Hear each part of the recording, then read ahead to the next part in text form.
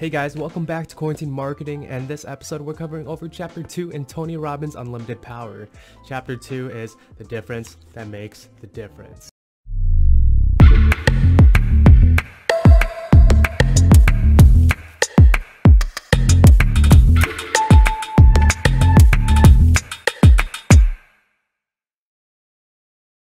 So let's talk about Chapter 2. What I like specifically about Chapter 2 is that it introduces us with a big, huge story right at the beginning. So the story is about two men. Which one would you rather be? Would you rather be a really big, successful man that does everything from being an actor, being a musical artist, and then having all the success, and then at age 30 you die? Or would you rather be a man that has tragedies, like he gets into a motorcycle accident and then after that he gets into a plane crash and just leaves him paralyzed from the waist down? Which one would you rather be? And the answer is, it's hard, right? There's a trade-off and everything. So these two men that Tony Robbins mentions inside this book, one of them is W. Mitchell and the other one is John Belushi. So a little backstory on W. Mitchell. He is the one that got into this big motorcycle accident. He ended up getting third-degree burns on his body, and from that he had to communicate to himself that he's going to be a winner out of this. He's going to be coming through out of this alive, and not just alive but successful. Short term after that, after this motorcycle accident, he has another big tragedy where he gets hit with a plane crash, which leaves him paralyzed from the waist down.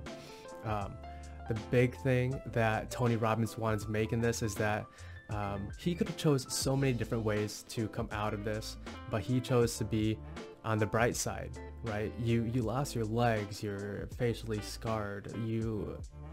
I think in my mindset, I would be thinking pretty low. That'd be the lowest part of my time. But with this, Tony Robbins said that he mastered the communication of talking to himself, the communication with himself of, I'm gonna win, I'm a striver, I'm gonna be successful. Now the story of Belushi, you probably already know. He is a famous actor, pretty young, good in comedy, and from that comedy he has risen to the top in that part. He even produced some good music, and from that he was just on a big level of success. What happened with him was that he had a problem with drugs. He became an abuser of drugs, and at the age, I believe inside the book he says age 33, he dies. It's not saying that he wasn't successful, but do you really want your lifespan to be that short and that's it? You only have one life. So he says that the Master of Communication by W. Mitchell was huge because, again, he could have told him all these other things, but he told himself that he's gonna make something of it. He told himself that there was a reason why he was in those accidents, and from there he's helped so many people with his story. Now, some key things that I want to take away that I was reading inside of this first introduction part was that Mitchell turned his tragedy into one of his greatest strengths. This was big. It was his advantage to have those, right? If he didn't have those, he wouldn't be at that success point as he is now, basically. And then there was an interesting quote that I thought fit well with that, which is by Henry David Thoreau. Sorry, I'm reading off the screen right here, but it says, "Things do not change, we change." So what does that mean to me? This was big because I've been in this, I don't know, it's not really motivational group, but I've been through this personal growth seminars and training. It wasn't that I needed changing, but I would need to see that I'm in the constant transformation, and I just had to accept that. Now, It's been a while since I've been at those seminars, so I might be taking some things out of context. But it essentially, when you think about the transformation, you are always transforming. And for that quote that says, things do not change, I change, that says that, again, I have that responsibility to myself. And that responsibility to myself is the only thing that I can change. I'm not responsible for other events that are happening, because I believe those events, like the way how W. Mitchell said, they happen for a reason. So that event probably couldn't have changed because those events just happen. But it's what you do with those events and how you perceive them is what will make you grow.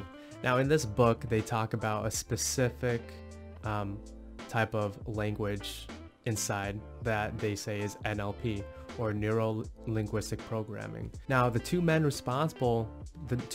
responsible for the studies and the growth of NLP is John Grinder, and he is known as a linguist. He was a linguist in that partnership group. And the other man, the big one in there, is Richard Bandler, which he was a mathematician, a Gestalt therapist, and a computer expert. And they came together and formed this concept of NLP, Neuro-Linguistic Programming. And NLP is basically the study of how language, both verbal and non-verbal, affects our nervous system. Those who are able to produce outstanding results didn't get that from nowhere. They communicated through themselves of knowing what steps to do. They were talking to themselves, the neuralistic programming. They communicated to themselves of the results that they want to get, and because of that, they're able to get that. One of the cool things inside of NLP is that it says, basically the thought of that is anything that someone can do, it's not impossible for you also to do that. It's just a matter of how you follow the specific processes of how they did it. And those processes can be what specifically they did, what is their mindset, and how did they do that by, like, what did they feel, what was their reaction, like how did they come to those bodily chemistry to produce those types of results. And by looking of how other people do it and trying to mimic what they do, they said that this type of technique is called modeling. You're going to be modeling that person as close as you can. You're going to be following, it's like that saying, take a walk through their shoes. But it's not just their shoes, it's wearing everything they have, the coat, and thinking the same way how they think.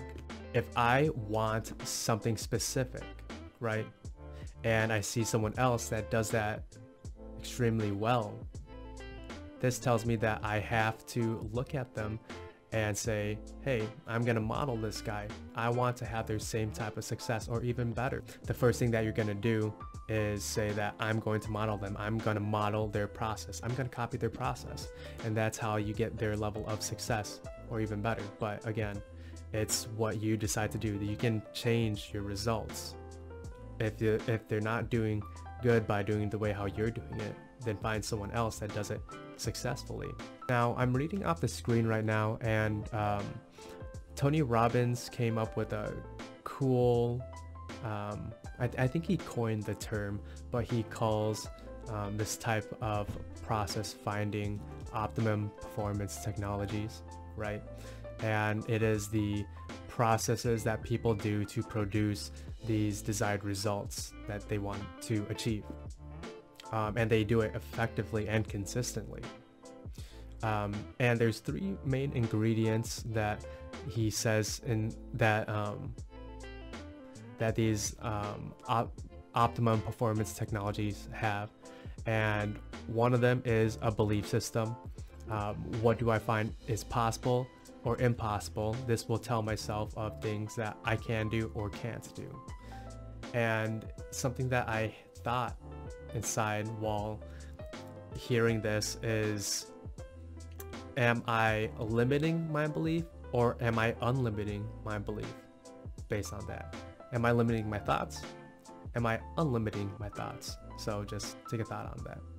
Number 2 is mental syntax. This is the code that we give to ourselves. This is the process. How do we do the processes? How do we think about it? What is our specific way of doing those results, right? How do we get those results? What process do we do to get to those results? And the last one is the physiology. Sorry, I have trouble saying this. Physiology. And it is to acknowledge the state that my body is in and take that and link it to my mindset, because those two are linked together. My physical state determines my mental state, my mindset. So you bundle those 3 together, and then you have those 3 fundamental ingredients for the optimum performance technologies. And what is good about this chapter is that it introduces you a way of how the rest of this book is going to be set up.